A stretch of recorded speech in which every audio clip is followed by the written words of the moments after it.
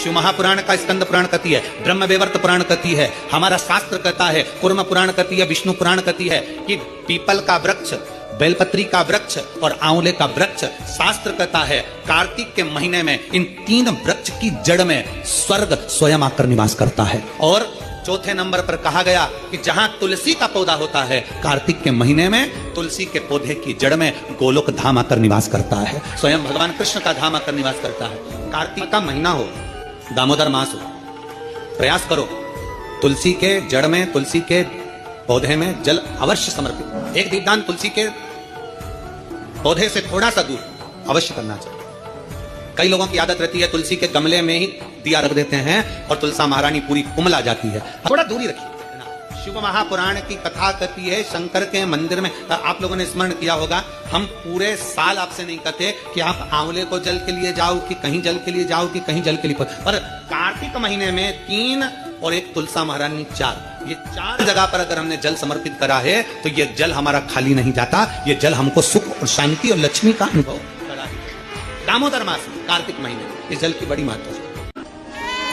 और कार्तिक के महीने में ये पवित्र, जहां लोग कहते हैं कि कार्तिक के महीने में भगवान हरि और हर का मिलन हुआ है, कार्तिक के महीने में माता लक्ष्मी ने भगवान शंकर की आराधना कर कर भगवान विष्णु जी से वर मांगा, भगवान विष्णु को मांगा है।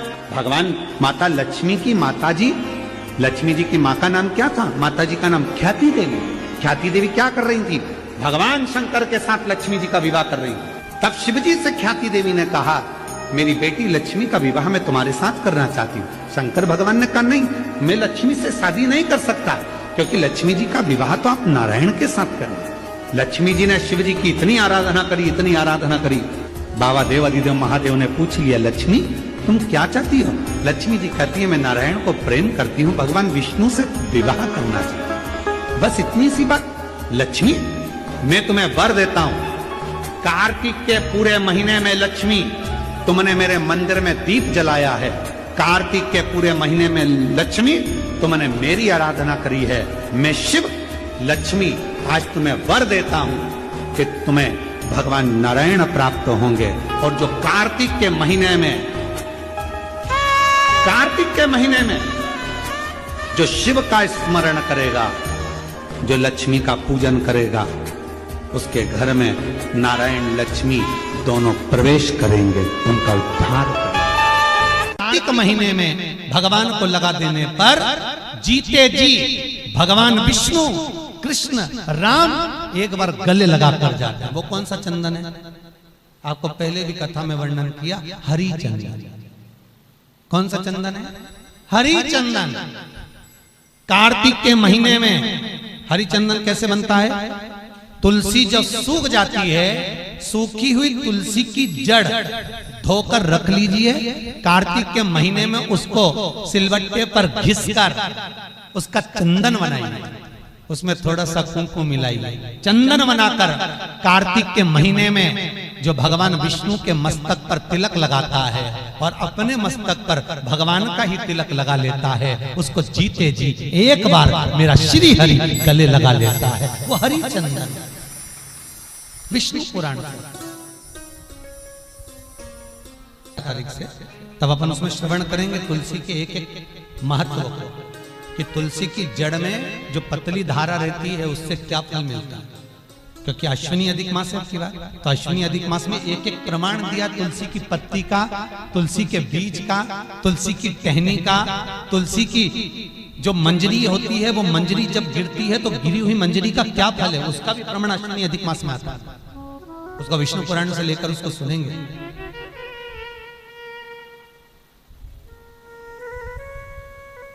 हरि चंदन।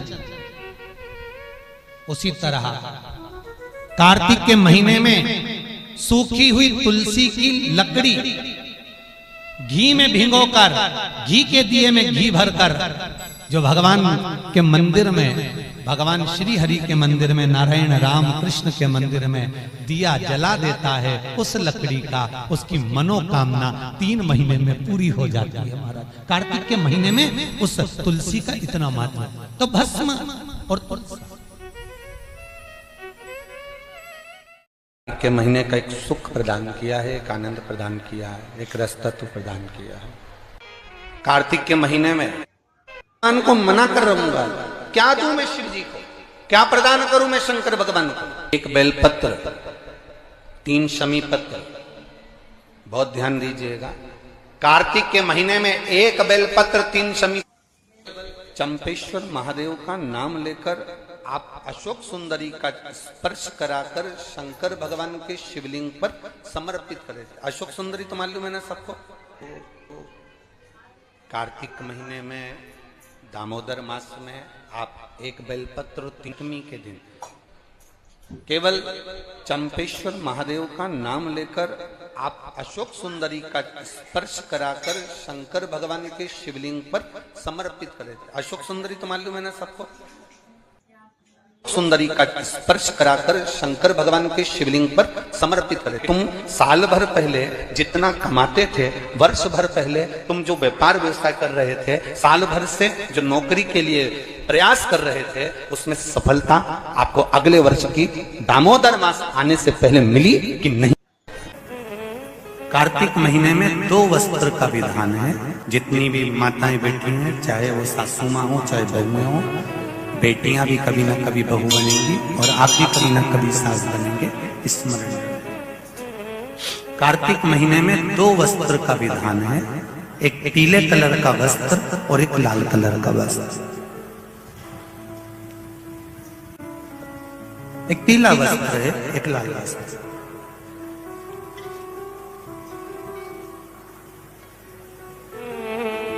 कोई माता नहीं होगी जो अपने घर में तुलसी जी का पूजन नहीं करेगा।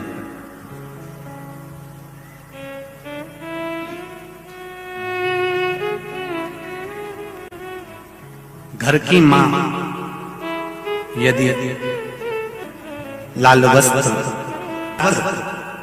अगर कार्तिक महीने में तुलसा महारानी पर ओढ़ाया जाता है और वही वस्त्र बाद में रख लिया जाता है संभाल कर, तो उस घर में किसी कर्म गति के कारण भी अगर अपशब्द निकल रहे होते हैं तो वो अपशब्द वो वस्त्र रोक लेता है।